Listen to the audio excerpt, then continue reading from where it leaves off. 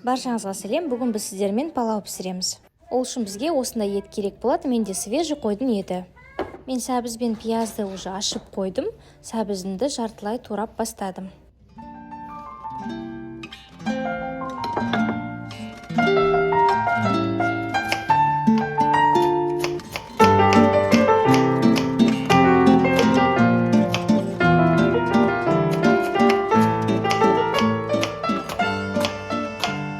Қызып тұрған қазанымызға майымызды құямыз.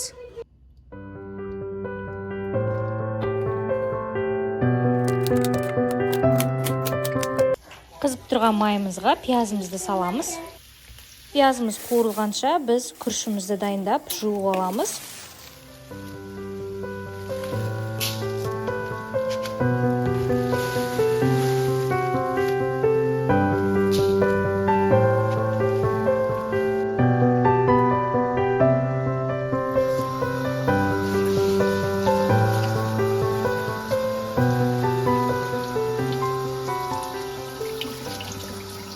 Біздің пиязымыз кішкене қуырылды. Енді үстінен етін салып қуырып аламыз.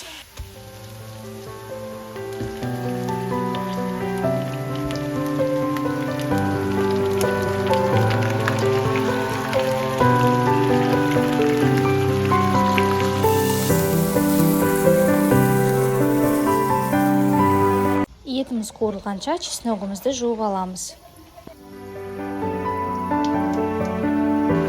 Етімізді жақсы қуырылып қалды.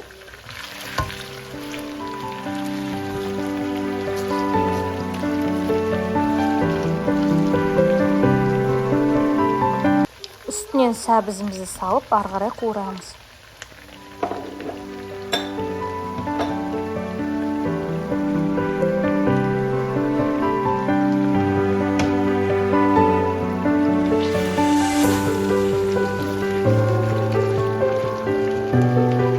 Сәбізіміз де қуырылып қалды.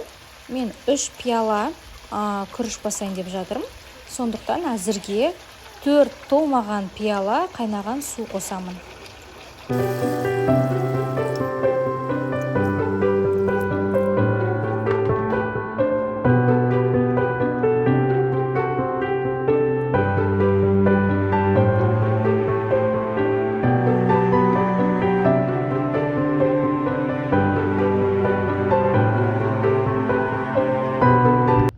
Бір жарым сағат өтті, менің етім пісті. Мен етті бөлек ыдысқа алып қоямын.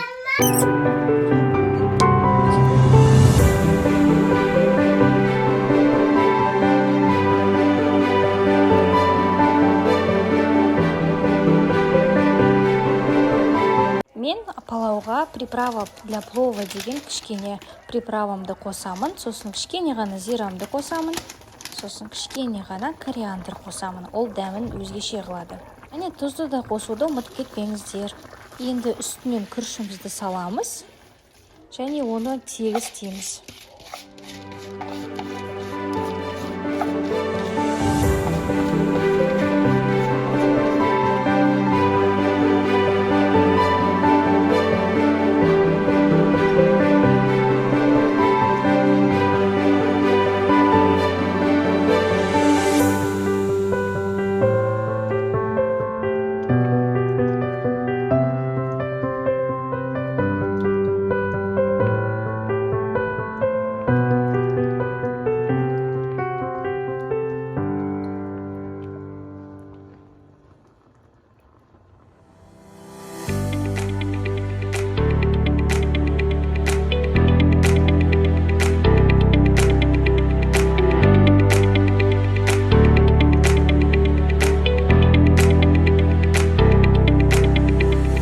Енді үстінен бағанағы чесногымызды саламыз. Үстінен палаудың бетін осындай вафельный материалмен жауып қоям.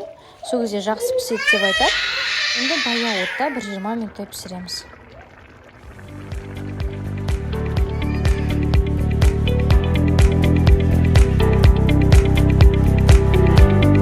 Жиырма минутымыз өтті. Біздің палауымыз дайын. Қақпақтың бетін ашып, палауымызды тексеріп көреміз. Өздеріңіз көріп тұрғандай, біздің палауымыз өте жақсы болып шықты, шашпа болып шықты. Сіздерге ас болсын. Менің рецептерім ұнаса, онда менің каналыма жазылуды, лайк басуды ұмытпаңыздар.